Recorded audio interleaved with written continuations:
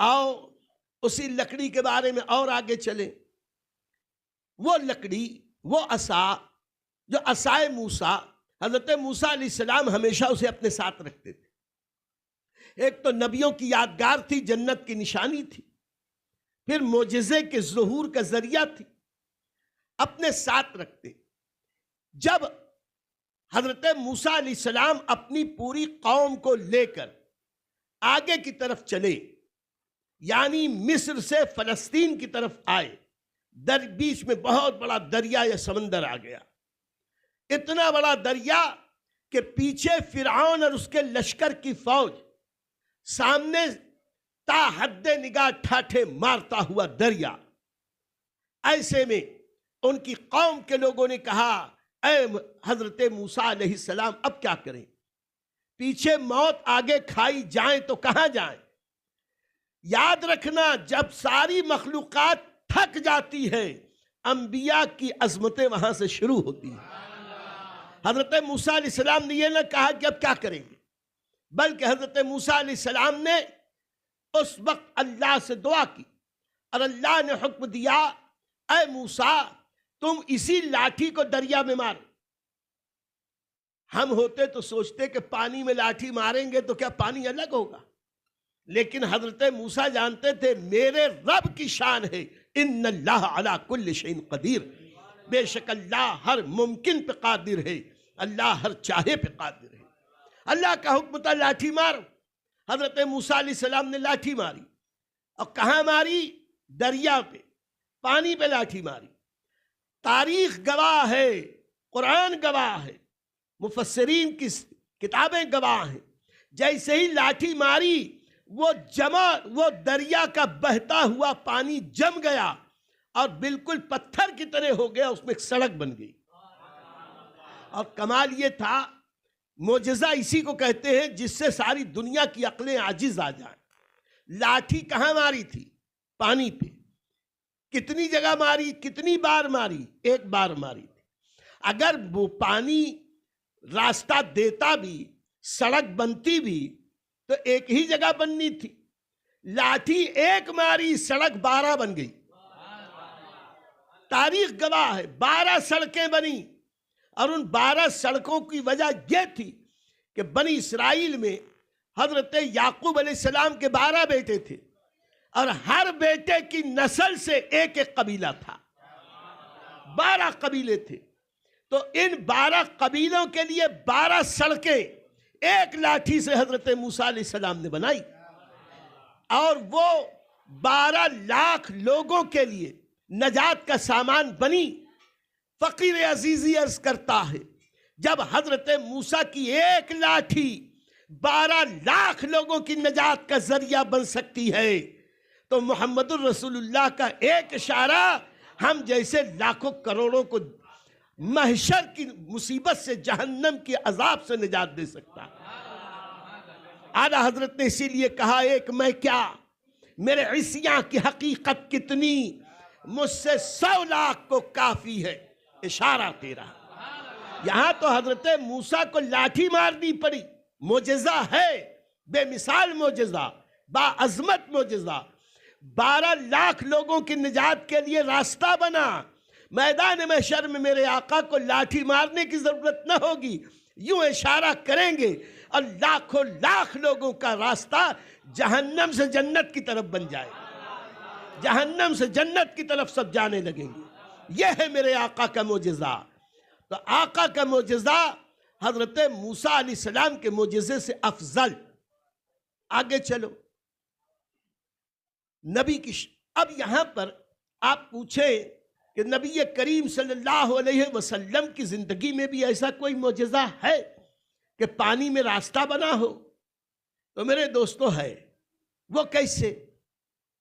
نبی کریم کے وصال اقدس کے بعد نبی کے یادگار صحابہ، نبی کے جانثار صحابہ، نبی کے وفادار صحابہ، نبی کے سچے خدمتگار صحابہ، نبی کے دین کو، قرآن کو، بات کی امت تک پہنچانے والے صحابہ، وہ صحابہ کہ اگر صحابہ کا وسیلہ نکال دیا جائے تو آج اسلام کے نام پر ہمارے پاس کچھ نہیں بچے گا. آج جو کچھ بھی اسلام ہمارے پاس ہے، قرآن ہے، سنت ہے، حدیث ہے، یہ سارا اثاثہ اسلام کا، یہ سب صحابہ کرام کا صدقہ ہے۔ وہ قوم، وہ ظالم، وہ جاہل، وہ پاگل جو حضرات صحابہ کی شان میں گستاخی کرتے ہیں، وہ پاگل تو ہو سکتے ہیں لیکن وہ مسلمان نہیں ہو سکتے۔ ہمارا عقیدہ یہی ہے، ہر صحابی نبی جنتی جنتی، ہمارا عقیدہ تو یہی ہے۔ نبی کے وہ صحابہ، حضرات صحابہ جب اسلام کی تبلیغ و اشاعت کے لیے آگے بڑھے اور ایران کی طرف چلے، بیچ میں ایسے ہی ایک بہت بڑا دریا آیا۔ اب دریا پہ کوئی پل نہیں، آگے جانے کا راستہ نہیں، پوری اسلامی فوج دریا کے کنارے کھڑی ہے، پریشان ہے۔ اپنے امیر لشکر حضرت سعد بن ابی وقاص سے عرض کرتے ہیں، حضور کیا کیا جائے؟ تو حضرت سعد بن ابی وقاص نبی کے صحابی ہیں، وہ کیا کسی سے گھبرائیں گے؟ سن لو، جو نبی کا ہو جاتا ہے پوری کائنات اس کی مٹھی میں ہو جاتی ہے۔ ڈرے نہیں، فوراً کہتے ہیں جہاں میں چلتا ہوں تم بھی چلو۔ یہ کہہ کر اپنے گھوڑے کو ایڑ دی، وہ گھوڑا اس دریا میں چلا، چلتا گیا چلتا گیا چلتا گیا، اسی کے پیچھے پوری فوج چلی۔ یہاں لاٹھی مارنے کی بھی ضرورت نہ ہوئی، نبی کے غلام نے چاہ لیا، دریا نے راستہ دے دیا۔ اور اس شان سے دیا کہ اقبال کو بھی کہنا پڑا، دشت تو دشت ہے دریا بھی نہ چھوڑے ہم نے، بحر ظلمات میں دوڑا دیے گھوڑے ہم نے۔ ایک دوسرے شاعر نے کہا، ہم نے کشتی کو خشکی پہ تیرا دیا، ہم نے دریا میں گھوڑوں کو دوڑا دیا۔ ہم وہ مسلمان ہیں، ہم وہ نبی کے امتی ہیں۔ عرض کرنا یہ ہے کہ یہ معجزہ صحابی کی کرامت بعد میں ہے، نبی کا معجزہ پہلے ہے۔ نبی کو یہ، صحابی کو یہ مقام عظمت کب ملا؟ جب نبی کا کلمہ پڑھ کے ان کی غلامی کی۔ تو یہ نبی کا معجزہ حضرت موسیٰ علیہ السلام کے معجزے سے بڑھ کر۔ اور یہیں پر ایک بات اور عرض کرتے، یہ لوگ جب سفر کر رہے تھے تو وہاں یہ جو 12 راستے تھے، ان راستوں میں بیچ بیچ میں دیواریں تھیں، اور یہ سب قبیلے اپنے اپنے راستے پہ چل رہے تھے۔ بیچ بیچ میں جو دیواریں تھیں، وہاں بیچ بیچ میں ایسے سوراخ تھے کہ یہ چل رہے تھے ایسے، راستے کی دیواریں آڑ نہ تھیں، یہ وہاں والوں سے بات کرتے، وہ وہاں والوں سے بات کرتے، یعنی بات کرتے خوش مزاجی کے ساتھ دریا کی سیر کر رہے تھے۔ تو یہ منظر بحر ظلمات میں بھی دیکھنے والوں نے دیکھا، اور یہ دیکھا کہ حضرت سعد بن ابی وقاص کی قیادت میں جب صحابہ کا یہ لشکر چلا، تو یہ جتنے صحابہ گھوڑے دوڑا رہے تھے، تاریخ بتاتی ہے ان میں سے کسی کے گھوڑے کا سم بھی گیلا نہیں ہوا، بغیر گیلا سم ہوئے یہ لوگ چلے گئے۔ تو معجزہ ہوا کہ نہیں؟ اسی کے ساتھ ساتھ یہ آپس میں کلام بھی کر رہے تھے، آپس میں باتیں کر رہے تھے۔ باتیں کرتے کرتے ایک واقعہ ایسا ہوا کہ ایک صحابی کا ایک پیالہ گر گیا، دریا میں گر گیا۔ جب گرا تو صحابہ دوست تھے، ہم عصر تھے، ایک درجے کے تھے، ان لوگوں نے ان سے خوشفیلی شروع کر دی اور کہا، لگتا ہے تمہاری نیت میں کچھ ہے، کوئی کمی ہے، رہ گئی، اتنے بڑے لشکر میں کسی کا کوئی نقصان نہ ہوا اور آپ کا پیالہ گر گیا، اس کا مطلب ہے کوئی معاملہ۔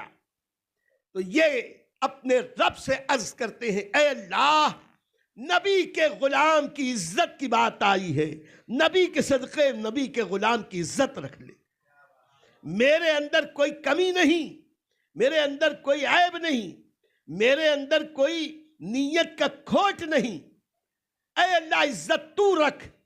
تاریخ بتاتی ہے یہ لشکر ایسے ہی خوشفیلیاں کرتا ہوا خوش مزاجی کے ساتھ دریا پار کر کے وہاں پہنچا۔